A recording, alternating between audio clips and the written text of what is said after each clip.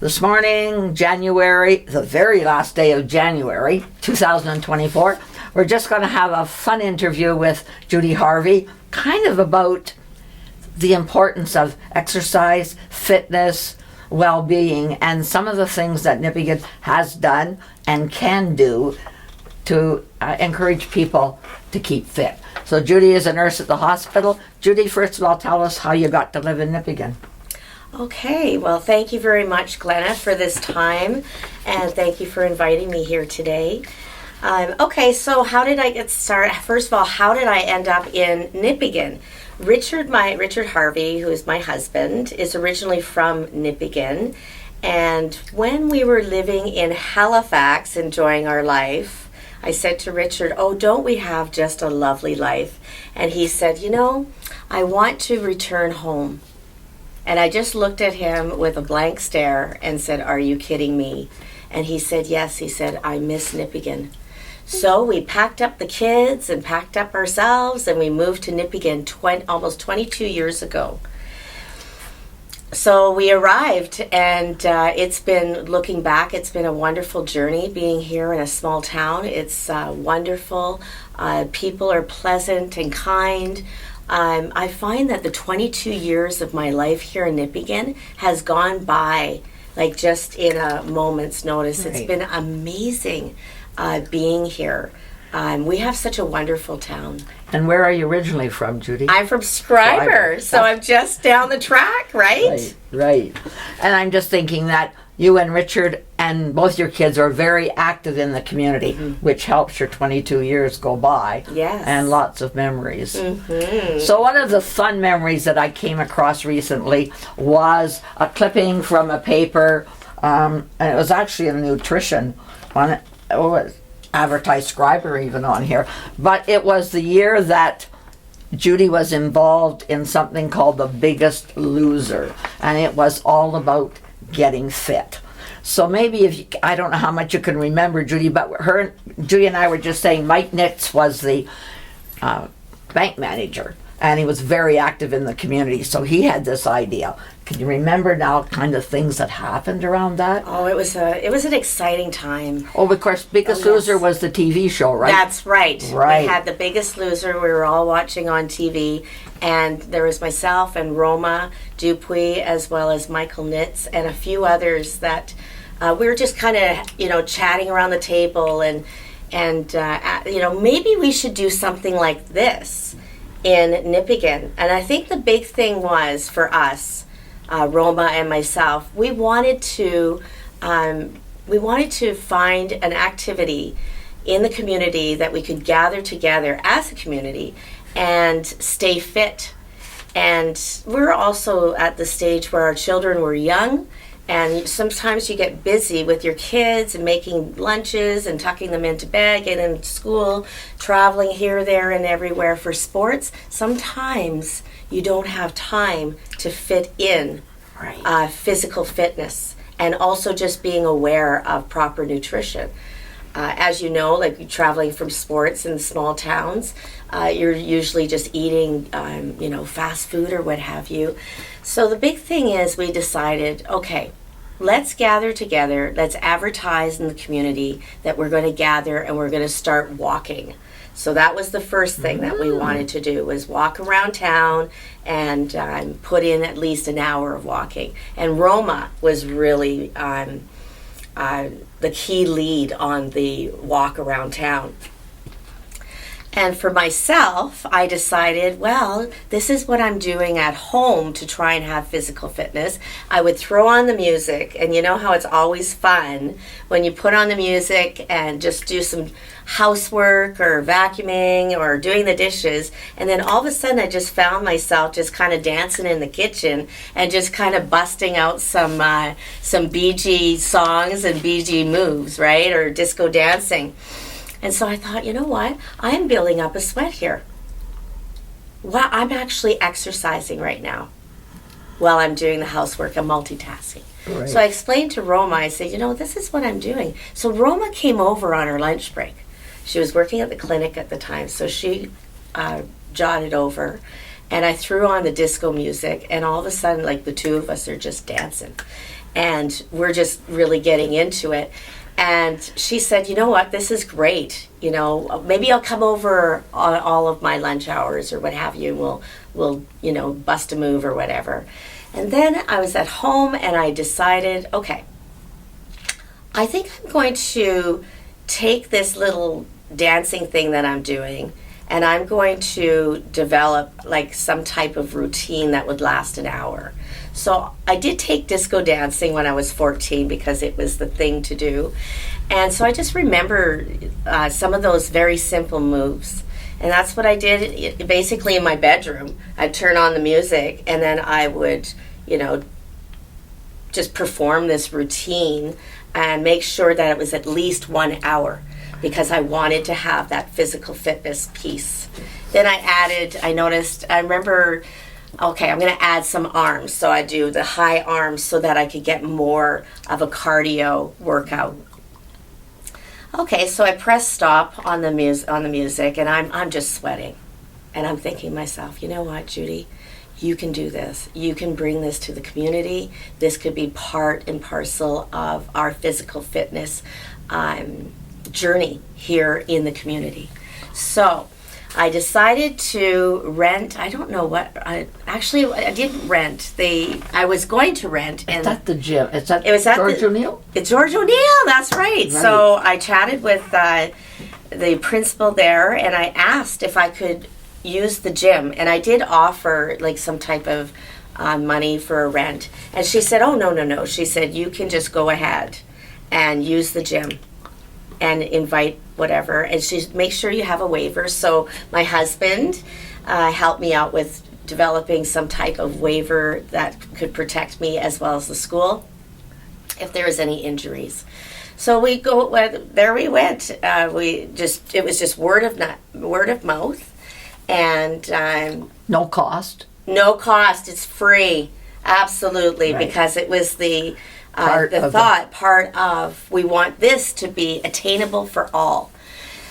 So I opened up the doors and I had 30 people come in, and I was like, wow, like what is happening here? And I was a little bit afraid because I thought, I really, you know, I'm just a nurse that just busted some moves in the kitchen. So I was a little bit nervous about leading 30 people in this 1 hour session. And sure enough, we had the time of our life. We laughed. And I remember saying to the folks, I said, okay, listen, if you don't get the move I'm doing, that's okay. Just do something. So it doesn't have to be the exact move that I'm doing. But I remember there's a lot of joy and a lot of laughter, and people just felt so good. So and then good. Some people like me went a few times and couldn't hack an hour, and so I didn't go again. But I remember trying it, Judy, and you could really move. I will tell you that. Yeah, but you're right. It was something people really enjoyed. Yeah. It was a good time. Yeah, you're and right. I remember when we stopped doing it, and I think because the numbers kind of dwindled. And that happens in life. Yeah. Like we get really excited as human beings. We get really excited about something, and we just kind of engage and we throw ourselves in. And then, you know, about a year later, then that just kind of, you know, teeters off. And we want, as humans, something new that we want to engage in. So you had the walking and you had the dancing. Can you remember anything about the nutrition part of this Biggest Loser? Absolutely. So I found at the time and learned at the time and was able to bring it up to at this time of my life is making those healthy choices. So it's not necessarily, you know, following a diet or following an eating plan. It's really about choosing those healthy food options, you know, such as your fruits and your vegetables and your proteins. And yes, it's important to have carbohydrates. Your body has 3 different stores. One is a carbohydrate store, another one is a protein store, and another one is a fat store. It's important for us to keep those stores managed. Right. And so it's all about balance, really. And it's also about, if anyone knows me, I absolutely love potato chips. Okay, so I've even nicknamed them. And sometimes I'll ask Richard, can you go to the store and get me some chippies? Because I love potato chips. So do I deny myself potato chips? Absolutely not. Because there was a time where I was like, oh, I can't eat potato chips anymore. Right? Right. And then you find that you're denying yourself, and your brain is just like, hey, can we just have like a little treat? And Right. so I found that I was able to find balance in choosing the potato chips rather than eating the whole bag, the whole family size bag, which I'm very capable of doing. Just taking a bowl, Right. a small bowl, and putting the chips in the bowl, and then in front of the TV. They say that really if you're going to munch out, you should, not sit in front of the TV because you're not aware really of what you're doing. But anyway, that's my little treat. Right. And then it did actually, and then things springboard into Weight Watchers. So I don't know if I'm allowed to say that, Yeah, but I took training on being a Weight Watchers leader. And so therefore, I was able to find also another venue Right. of another avenue of healthy living. Right. And so Weight Watchers, I enjoyed Weight Watchers at the time. I no longer am a member or a leader, but I do remember just taking some of those excellent recipes. They're more healthy ingredients, Right. healthy choices. So Yeah. Tops was also, and it Yes. still is. We are now 60 years in Nipigon as a Wow. Tops group. We don't That's have hardly amazing. any members anymore, but we've got some people who've been there. Janet Frankham has been there over 50 years, but we're still there. You're right. Weight Watchers kind of petered, but Weight Yep. Watchers is available online now. It's a Exactly. whole new program. isn't it? Absolutely, Tops yes. is available online now, so there's lots of help for people, isn't it, if they really want to be? Yes. Because I was looking, Judy, when we were talking about it, I'm thinking, you can go to TV now and you can get any type of exercise you want, but the latest is chair exercises now. Oh, I think that's a great And I thing. think they look really good. Yes. I think so, because then it's any age, right? Oh yes, Right. absolutely. And I'm you're- glad that you made mention of that. We have been doing the chair exercises for many years at the hospital through physiotherapy because we do have folks that are not able to get on the treadmill or the bicycle, Right. but yet you can still obtain a cardiovascular activity by sitting in your chair and doing some certain exercises. Right. Yes. It's amazing. I've looked at some of the videos and I'm thinking lots of action Yes. on your body just Yes. sitting in that chair. Absolutely. So there are lots of other things. But Yes. your dancing program was a very popular one, and I noticed they had given armbands to everybody for the biggest loser. Have you any idea how many people took part? Really, I doesn't say that. Oh, okay. So that was a long, long time I know. ago. And I don't think it says in here. I cannot really remember the number.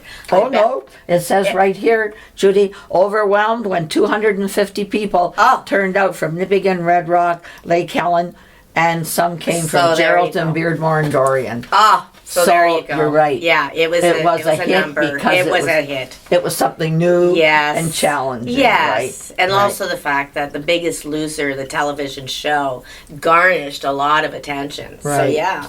Yes. Yeah. So it was a fun thing Yes. that everybody was able to. And it was disappointing when I got to the end and said, now they're looking at next year.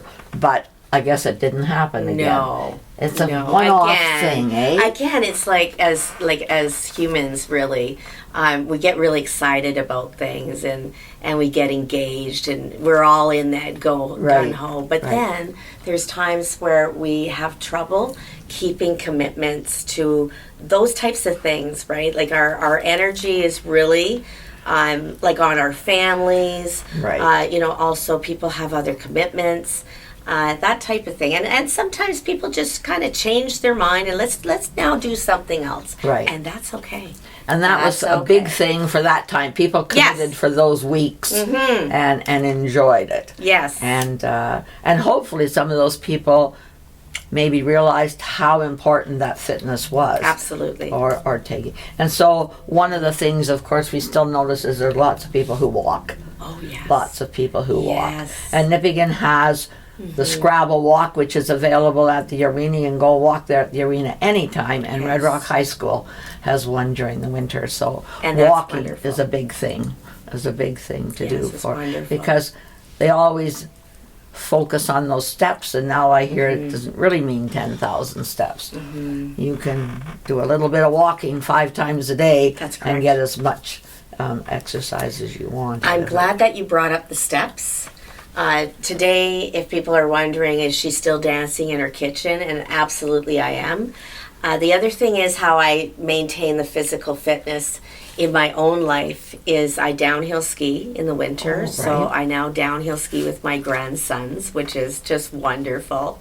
And I also I work full time at the Nipigon Hospital, and I do wear, I have a Fitbit here, and again, it's the same thing. You don't need to put in the 10,000 steps all at once, but if you can have that integrated, those steps integrated throughout the day, and then it adds up to like 10 or what have you. Right. But yes, and basically I run at work. I'm a registered nurse. I work in the emergency department. I also work on an acute care unit. And any nurse that knows that we get our steps in.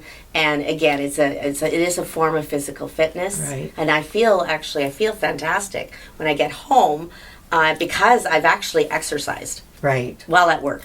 And Fitbit has its place. It sure motivated a lot of people. Yes. I think some of us died off a bit, but for a while it was motivated, including my great grandkids who are wearing one and competing with their grandma to get in the steps, right? Yes. So it's a motivator for a lot of people. Absolutely. It really Glenna. is. Yeah, I think it's great. Yes. I'm just also noticing that our society really has moved into being more physically fit more than ever.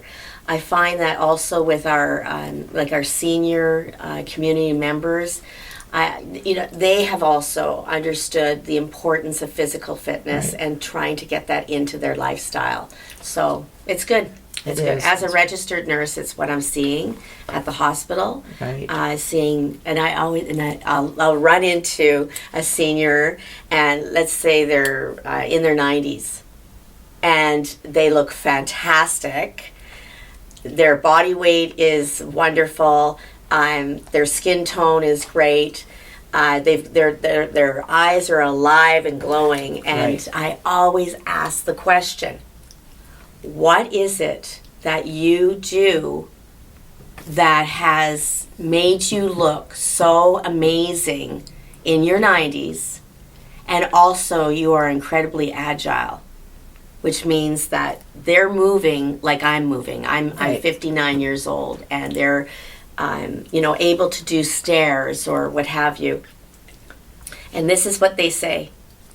They say, I exercise every day. Every day. And it always comes down to exercise, not diet. Right. Exercise. Right. So there you go.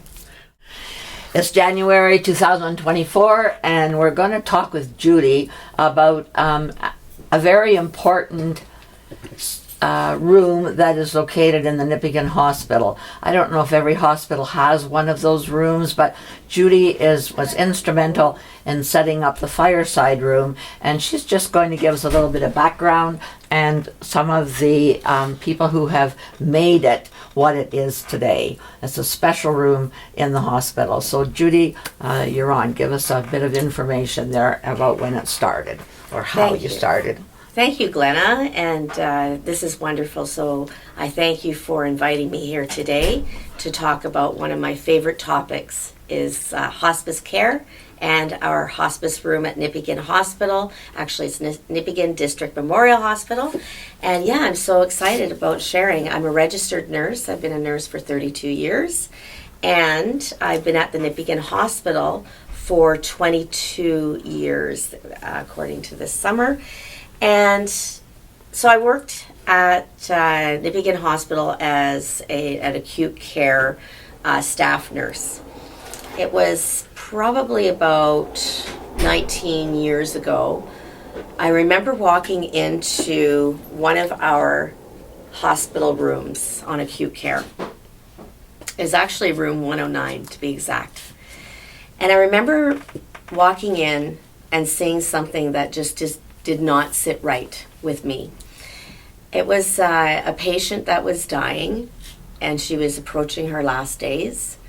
And it was her family member was her daughter, who was sitting at the bedside. And she was in this small chair with like no arms to rest her, like arm rests. And she was sitting, it was almost like she was like this, like just almost like tight crammed in this space. She kept vigil there for a good 24 hours and very rarely leaving that chair. And I thought to myself, there is something wrong on every level in regards to this picture that I'm seeing. So I left the room, and being a new nurse at the hospital, I just thought, I really don't have much of a pull or a say. So I just kind of left that. I just kind of parked that in the back burner.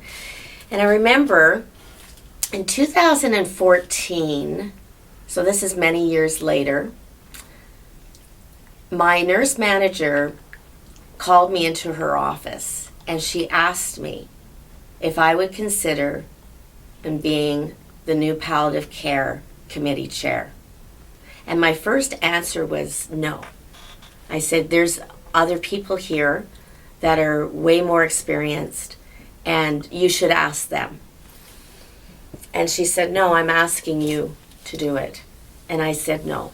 I said, I'm sorry, but I don't think I'm qualified. I don't think I have that gifting. And she said, well, I disagree. She said, I see something in you, and I think you can do this. And she said, okay, just think on it for a few days. So I left her office, went back a few days later. I said, this is still not sitting right with me, so I'm not going to accept it. Thank you for the opportunity. And she said, well, I'm not taking no for an answer. And I just looked at her and said, well, it's a volunteer position, so. She's like, no. She said, I know you can do this, Judy. I want you to do it. And I said, but I don't have a clue of what I'm doing. And she said, it's okay. You're going to learn. So that's basically that was the springboard that set me on this journey of palliative and hospice care. So I became educated. I took courses specializing in palliative and hospice care. I also went to several conferences, and I was able to connect with the best practice champions in our region and also provincially. And so they were able to groom me and teach me and set me on my path. So I became the palliative care committee chair. And what came back to the forefront of my mind and the memory of what happened so long ago, of seeing this lady in this room crammed and keeping vigil. So now you had the power. I'm now the chair. You're the power now. I'm the chair. Yeah, I've got the power. So I just invited one of our senior managers to the palliative care committee meeting. And I just tabled it.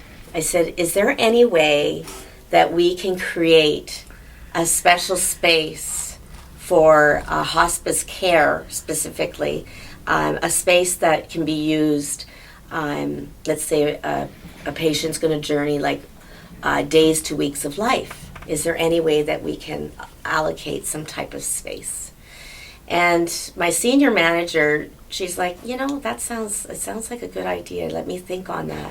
And I said, it really is our ethical duty as nurses and as healthcare professionals that we provide this space. Because presently, what we have now is if somebody is needing to be hospitalized and they're requiring hospice care, it's an hour and a half drive away to St. Joseph's Care Group, where they have a hospice unit. Okay. But what happens to our families here in Nipigon or in the surrounding area? How are they getting to St. Joe's? And so if it's days and weeks of life, where are they going to stay? They have to stay in a hotel. That's money out of their pocket. Some people can't get there. They don't have means of transportation to get there. So that's not right. I said, presently what we have now is on the acute care unit, we can access any room, but it's not a space that accommodates the family or the loved ones that are going to keep vigil. So she said, okay, let me think on this. And so away she went, and then she came back to me and she said, you're right. She said, I'm going to give you this space on acute care. And it was once an office space. Okay. So it was a room, it was we call it a semi room, or semi compared to private. So it was a larger room than the private room that I talked about, 109. And she said, okay, Jude, have at her. Like, this is your baby.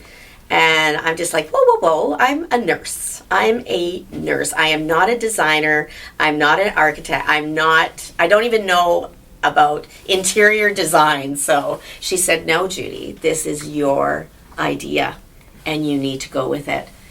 So again, you're just kind of doubting yourself because you've not ventured into that type of thing. Right. So anyway, I just, spent some time in the room. So there's this blank room. It's like a blank canvas. And how am I going to set this up? So I walked over to the window. And I just kind of pictured myself if I was in hospice care. So I'd like to look out the window. And so therefore I'm like, okay, so I'll put the bed here. And I'll make sure that the head of the bed is facing the window. Oh, and it would be great looking out the window. Oh, I'd love to have a bird feeder out there and a flower box. And, just the creativity just started to flow. And I thought to myself, this is a person that is going into an end-of-life journey. This is their last days and weeks of life. So how can we make this something that is, we've got nature involved, we've got the sunshine, we've got the rain, like people are able to see that on their last days. Maybe the snow falling. So we did that, or I did that, and then I thought, well, wouldn't it be lovely to have a fireplace? So we've got the head of the bed, and so we're looking at the center of the room. Oh, let's put a fireplace here. Oh, and also let's put a TV, and let's make it central so that, and then we can have a lovely, couch with pull-out lazy boy capacity, so that the families, and then I just created this living room. So when you walk into this room, you're in a hospital. You walk down the hall, it smells like a hospital, it looks like a hospital. But when you go to the end of the hallway and you take a right-hand turn, and it's called the fireside room, and you walk into this room, and it looks like somebody's living room. It does. It's a lovely space. It does. So I wanted to make sure that families and loved ones that are keeping vigil, that they have the opportunity to stay as long as they want. And normally we do have visiting hours, but in this hospice room, in a hospice situation, the families can stay as long as they want. And we also provide them with towels and face cloths and soap or toiletries. And they're welcome to use the bathroom in the hospice room. We also have showers if they need to take a shower. We also order a special servery of coffee and tea and that type of thing. We just try to make it very pleasant and comfortable, not just for the patient, but for the patient's family. We also provide lovely services such as if you have a religious affiliation. So we have volunteer clergy in the community that are happy to come in. We also we had a social worker, but I think we're working on getting a new one. So that's also if you need some counseling or whatever. But it's not just for the patient. It's for the family as well. Right. We also have the Indigenous piece. We have access to a lovely Indigenous healer from Lake Helen. and we have her on our volunteer list. So if a patient wants to have the special Indigenous medicines or cultural practices, then we can have our Indigenous healer come in and provide that service. Also, Glenna, thank you for reminding me about the ventilation system. We were able to install a specialized ventilation system where within the hospice room you just kind of flick a switch, and this ventilation system is separate from the rest of the hospital. It enables our healer to provide a smoke smudge ceremony, and also for a Roman Catholic priest, if they want to come in, and they can burn the incense if they so please. So we're covering a lot of things in regards to this hospice space. We're also being culturally sensitive as well. That was interesting when you talked about the ventilation. One good thing from COVID, right? Because you said the funding was put out during COVID time. So the bad times, but there were a few good things that happened, and you might not have got that if that hadn't happened. Yes. That's an expensive item to put in absolutely. there, but so necessary. So one of the good things out of the COVID that we try to garnish and hang on to as we're moving forward in learning in regards to COVID. So yes, we needed a specific ventilation system. It's called negative pressure. I can't really talk too much into it because I'm not an expert in that field. But we needed a special ventilation system in our trauma room. So if we had a patient come in who had COVID, we would have to put on the negative pressure in that room. Right. And so therefore we also looked at our hospice room, and we were able to put that special ventilation system in there as well. So yeah, it's a very exciting piece. Yes, for sure, for sure. So Judy has a list of some of the families and people who have donated items to make this, I say homey, I don't know if that's a good word, but it makes it comfortable in that room for everybody. So you might just want to list some of the names, because I think those people, amazing things that they donated. You know, it's very interesting. When people come into the room, when we have our patient and our patient's family, they're in that room sometimes for a long period of time, and it's almost like it's a lovely dynamic that occurs, and it's almost like the patient, the families, almost take ownership of the room. Okay. And because it's their home, Right. it's their home while this journey is taking place. So I've had family members leave behind little trinkets. So Roma Dupuy, her mother, Mrs. Acker. I'm sorry, Roma, I'm sorry if I forgot. Anyway, Roma left this lovely little, it's like a crystal, little crystal pot with some amethyst flowers coming out, just lovely. We also had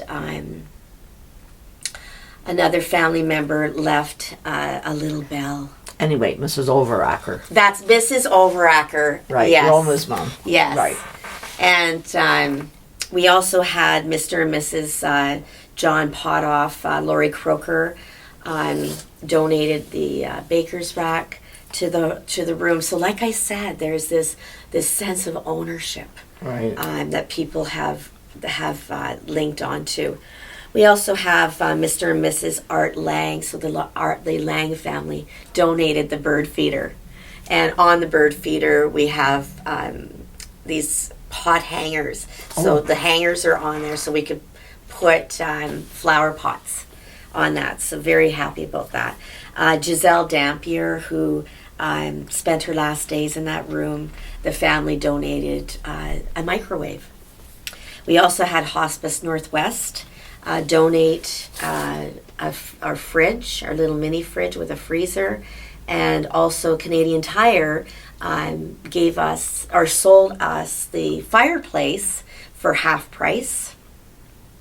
We also had Dawn, Elaine, and Sharon Rojo donate recently this beautiful finish tapestry that dates back to Starting in the 15th century, they said, and it's called a Raya tapestry. thank you. Right. And it's so, gorgeous. yes, beautiful. there. Beautiful. We also have art by art. Sold us a few of his pieces for the room. Beautiful photography, pictures from our area. Right. So again, it really grounds us when we go into the room. It's surrounded by things that are familiar to us, Right. including those beautiful pictures. Don and Lorraine Trabish and the Herkit Quilters just donated a beautiful quilt, handmade, hand sewn, Right. for the hospice bed. And we talked about the ventilation system. I also want to talk about Christopher Ruth, lovely gentleman who spent his last days with us. And thank you to his wonderful wife and family that donated also hospital equipment for our room. Right. So I'm sorry if I missed anybody, but just to let people know that are watching this YouTube video, it's the fact that I don't want to miss anyone, but I want to show gratitude to all people, who, Right. it's just lovely, right? Right. And it's about the human spirit. And sorry, That's I okay. get a little, because it's so lovely. But it's an important step that the hospital took Yes. to allow that room to be developed. Yes. Because I have not had to go and do a vigil myself, but I can just imagine when I hear people in palliative care saying, I'm going to spend the night with somebody, I think, oh, and that was my first thought, sitting on a hard chair, Judy. Yes. So now I know it's entirely a different situation that is available there.